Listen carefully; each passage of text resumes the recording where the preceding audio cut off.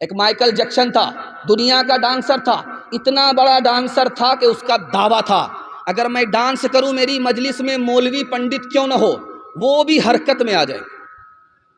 اس کا اتنا بڑا دعویٰ تھا. اتنا پیسہ کمایا کہ بینک والے ہاتھ جوڑ کر کے کھڑے ہو گئے، اب بینک میں تمہارے پیسہ رکھنے کی جگہ نہیں ہے. اتنا پیسہ کمایا. اس کے بعد وہ بولا میں دنیا میں مشہور ہو گیا، مجھ سے بڑا ہیرو کوئی نہیں، مجھ سے بڑا ڈانسر ہالی ووڈ میں کوئی نہیں، لیکن مجھے پیسے سے سکون نہیں ملا، مجھے شہرت سے سکون نہیں ملا. سکون اس وقت ملا جب میں مسلمان ہوا، مسجد آیا، نماز پڑھی. جو سکون مجھے اس میں ملا دنیا کی کسی دولت میں نہیں ملا. گجرات میں سومناتھ ہے، کسی زمانے میں وہاں مندر تھا، مندر ہی کے برابر میں چھوٹی سی مسجد تھی. مندر تو آباد تھا، مسجد ویران تھی، آذان بھی نہیں، نماز بھی نہیں. تو ایک غیر مسلم نیتا تھے، ان کا نام تھا مرارجی بھائی دیسائی. انہوں نے مسلمانوں سے خطاب کیا، مسلمانوں تمہاری مسجد ویران ہے، مجھے اچھا نہیں لگتا. غیر مسلم کہہ رہا ہے، مسلمان کی مسجد ویران ہے کہ تمہاری مسجد ویران ہے، مندر آباد ہے، مجھے اچھا نہیں لگتا. تم مجھے ایک مؤذن دو، جیب سے پیسہ میں دوں گا. تم مجھے ایک امام دو، جیب سے پیسہ میں دوں گا. سندھ کے فاتح کا نام تھا محمد بن قاسم. اپنے خزانے میں انہوں نے 3 روپے رکھے 100 میں. کس کے لیے؟ مسجد کے لیے نہیں، نئی مسجد کے لیے نہیں، پرانی مسجد کے لیے نہیں، بلکہ مندر کے لیے رکھا کہ اس ملک میں میں مسلمان بادشاہ ہوں اور میری حکومت میں ہندو بھی ہے، مسلمان بھی ہے. مسلمان کی تو مسجد آباد ہے، مسلمان اپنے پیسے سے بنا رہے ہیں، لیکن غیر مسلم کے پاس، غریبوں کے پاس مندر نہیں ہے. اپنے خزانے میں مسلمان بادشاہ 100 میں 3 روپے رکھتا ہے کہ ہر ہندو کو یہ آزادی ہے، مسلمان راجا کی حکومت میں وہ نیا مندر تعمیر کر سکتا ہے، پرانے مندر کی مرمت کر سکتا ہے. آج لال قلعہ جائیے آپ، ایک چھوٹی سی مسجد ہے، اس کا نام ہے موتی مسجد، آج بھی موجود ہے. 1600 عیسوی پرانی مسجد آج بھی موجود ہے. لال قلعے کے اندر وہ مسجد موجود ہے. اس مسجد میں کون نماز پڑھتے تھے؟ درویش خدا اورنگزیب بادشاہ نماز پڑھتے تھے. دعا کیجیے اللہ ان کی قبر کو نور سے بھر دے. امام صاحب مصلی پر ہیں، بادشاہ آگے کہا امام صاحب وقت ہو گیا، آپ مصلی پر بیٹھے ہو، نماز کیوں نہیں پڑھائی؟ کہا میں آپ کا انتظار کر رہا تھا، آپ بادشاہ ہو، آپ آ جاؤ، اس کے بعد میں نماز پڑھاؤں. قربان جائیے اس بادشاہ کے اوپر. اس نے کہا او امام صاحب میری مسجد سے نکل جاؤ، تو امامت کے لائق نہیں ہے. میری مسجد کا امام وہ ہے جو خدا کے لیے نماز پڑھائے، میری مسجد کا وہ امام ہرگز نہیں ہو سکتا جو بادشاہ کے لیے نماز پڑھائے. آپ ایک تجربے کی بات ہے، یہ دیکھ رہے ہیں کہ ایک لائن سے موبائل لگا ہوا ہے. آپ کو سکون کہاں ملے گا، آپ کا سکون کہاں جائے گا، یہ راز آپ کو ایک لائن میں بتانے کے لیے جا رہا ہوں.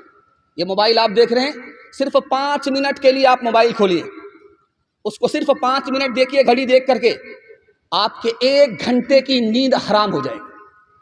آپ کو نیند نہیں آئے گی، کل سے تجربہ کر کے دیکھ لیجیے. آپ صرف 5 منٹ کے لیے آپ نے موبائل دیکھا، آنکھ سے نیند اڑ گئی اور آپ کو 1 گھنٹے تک نیند نہیں آئی. اور جمعہ کا دن تھا، آپ نے غسل کیا، چپل اتار کر کے آپ نے مسجد کے اندر داخل کی. امام صاحب منبر پر کھڑے ہو کر کے خطبہ دے رہے تھے، آپ کو جھٹکے پر جھٹکا آ رہا تھا. کیوں آ رہا تھا؟ کبھی آپ کو دوپہر میں نیند نہیں آئی اور خطبے کے وقت میں نیند آئی. راز کیا ہے؟ جب آدمی موبائل دیکھتا ہے اس کا دل پریشان ہوتا ہے، جب دل پریشان ہوتا تو نیند نہیں آتی. جب اللہ کے گھر میں اللہ کا بندہ آتا ہے تو اللہ کی رحمت اس کو گھیر لیتی ہے، سکون اس کو ملتا ہے، اس لیے نیند آتی ہے. نیند پھول پر آتی ہے، کانٹے پر نہیں آتی. ہاتھ اٹھا کر کے وعدہ کیجیے، روز بازار جائیں گے اور مسجد میں جمعہ کو آئیں گے. ہاتھ اٹھائیے انشاءاللہ. یہ دیکھیے، جاگ اے امتی شاہ دنیا وہ دی، جاگ اے امتی شاہ دنیا وہ دی، تیرے سونے کا اب وقت باقی نہیں، جاگ اے امتی شاہ دنیا وہ دی، تیرے سونے کا اب وقت باقی نہیں، ہوش کر کھول آنکھیں کہاں سو گیا، دیکھ دشمن زمانہ تیرا ہو گیا، بلبلیں کہہ رہی ہے یہ کیا ہو گیا، بلبلیں کہہ رہی ہے یہ کیا ہو گیا، اس چمن کا نگہباں کہاں سو گیا۔ ہاتھ اٹھائیے، وعدہ کیجئے جنازے کی نماز مسجد میں، ہاتھ اٹھائیے انشاءاللہ۔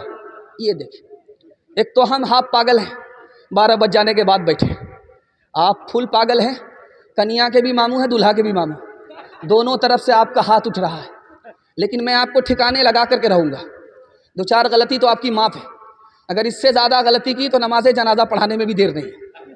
تیسرا پیغام آپ کی خوبصورت سماعت کے حوالے آ رہا ہے، سننے کے لیے یہاں سے لے کر کے وہاں تک تیار ہیں؟ جوش کے ساتھ ہاتھ اٹھائیے انشاءاللہ۔ ایک بات یاد رکھیے، یہ جو بوتل آپ دیکھ رہے ہیں اس میں پانی ہے اور اس کے بغل ہی میں گلاس ہے، آپ کسی سے صرف گلاس مانگیے تو آپ کو صرف گلاس دے گا، پانی نہیں دے گا، اور اگر کسی سے بولیے کہ بھائی ہم کو پانی دیجئے تو گلاس خود بخود آ جائے گا۔ کبھی آپ نے غور کیا یہ راز کیا ہے؟ یہ راز یہ ہے کہ پانی گلاس سے بڑھ کر کے ہے، گلاس ذریعہ ہے، پانی مقصود ہے، پانی مانگیں گے تو گلاس خود بخود ملے گا، اگر گلاس مانگیں گے تو پانی نہیں ملے گا۔ دین دنیا میں بڑھ کر کے دین ہے، مقصود ہے، آپ دین مانگ لیجئے، اللہ مفت میں آپ کو دنیا دے دے گا۔ ایک بات خاص طور پر سنیے، کسی سے کام لینا ہے تو آپ اس کو پیسے کا لالچ دیتے ہیں، وہ آپ کا کام کر دیتا ہے، اور اگر آپ پاورفل آدمی ہیں تو اس کو دھمکی دیجئے وہ کام آپ کا کر دے گا، لیکن خدا کو آپ لالچ نہیں دے سکتے، اس کے پاس آپ سے زیادہ پیسہ ہے، خدا کو آپ دھمکی نہیں دے سکتے، خدا آپ سے زیادہ پاورفل ہے، ایک ہی کام خدا کے آگے کر سکتے ہیں، ہاتھ جوڑ لیجئے، دل کا ارادہ ہو گیا، توبہ کر لیجئے، اللہ آپ کی ہر حاجت پوری کر دے۔ ایک بات اور یاد رکھیے، مسلمانوں کا حال اتنا بگڑا ہوا ہے کہ آپ کو 2-3 نمونہ دکھانے کے لیے جا رہا ہوں۔ رمضان کا مہینہ آ گیا، دھوپ آ رہی ہے، پسینہ چھوٹ رہا ہے، 15 گھنٹے کا روزہ ہے، کیا بولتا ہے خدا کو بھوکا مار کر کے کیا ملتا ہے؟ گیا ایمان، اتنا خطرناک جملہ تھا کہ سینے سے ایمان چلا گیا۔ اس کے بعد کیا کہتا ہے؟ جب ایک بار مانگا نہیں ملا، دوسری بار مانگا نہیں ملا، تیسری بار مانگا نہیں ملا تو کیا کہتا ہے؟ ارے خدا سے کیا مانگتے ہو، مانگو بڑے پیر سے، خدا کا تو کام یہی رہ گیا، اس سے چھینو اس کو دے دو، اس سے چھینو اس کو دے دو۔ چلا گیا ایمان۔ تیسرا جملہ دکھانے کے لیے جا رہا ہوں، خدا انصاف نہیں کرتا، کسی کو اولاد دیتا ہے کسی کو اولاد نہیں دیتا۔ چلا گیا ایمان۔ ایک آدمی روکھی روٹی کھا رہا تھا اور اس کے ساتھ نمک اور چٹنی، اس پر کہا سبحان اللہ، ماشاء اللہ، الحمدللہ۔ بغل کا آدمی بولا کہ مرغا کھا رہے ہو، دھڑا دھڑ سبحان اللہ بول رہے ہو، یہ روکھی روٹی میں سبحان اللہ، ماشاء اللہ، الحمدللہ، اللہ کا اتنا شکر کر رہے ہو، تم لوگ تو اللہ کی عادت خراب کر دو گے، اس لیے تو ہمیشہ اللہ تعالیٰ تم کو روکھا سوکھا کھلاتا ہے۔ ہاتھ اٹھا کر کے وعدہ کیجئے، راحت میں باپ کو، مصیبت میں خدا کو یاد رکھیں گے۔ یہ دیکھیں پھر بھی ہاتھ اٹھا رہے ہے، غوث و قطب سب غلام اس خدا کے، نبی یا ولی ہو اسی سے ہے لیتے ہے، غوث و قطب سب غلام اس خدا کے، نبی یا ولی ہو اسی سے ہے لیتے، جسے چاہے دے دے جسے چاہے نہ دے، بنا دے وہ جس کا بنے گا مقدر، هو اللہ اکبر، هو اللہ اکبر ہو اللہ اکبر ہو اللہ اکبر، اسی کے ہے ہاتھوں میں حاجت روائی، اسی کے ہے بس میں یہ مشکل کشائی، اسی کو ہے حاصل یہ شان عطائی، ہوا ہے نہ ہوگا کوئی اس کا ہمسر، ہو اللہ اکبر ہو اللہ اکبر ہو اللہ اکبر ہو اللہ اکبر۔ پیغام بڑی تیزی کے ساتھ نکل رہا ہے، اس لیے کہ آپ محبت سے سن لیں، اللہ اس محبت کو سلامت رکھے۔ چوتھا پیغام قرآن کے حوالے سے آپ کی خدمت میں آ رہا ہے، سننے کے لیے تیار ہیں؟ جوش کے ساتھ ہاتھ اٹھائیے انشاءاللہ۔ ماشاءاللہ گھبرانا نہیں ہے، دایاں بایاں ہو چلے گا، میں بھی آپ کی جگہ ہوتا سوال ہوتا میں بھی پھنس جاتا۔ دھیان سے ادھر سنیے، بڑا خوبصورت جلسہ ہو رہا ہے۔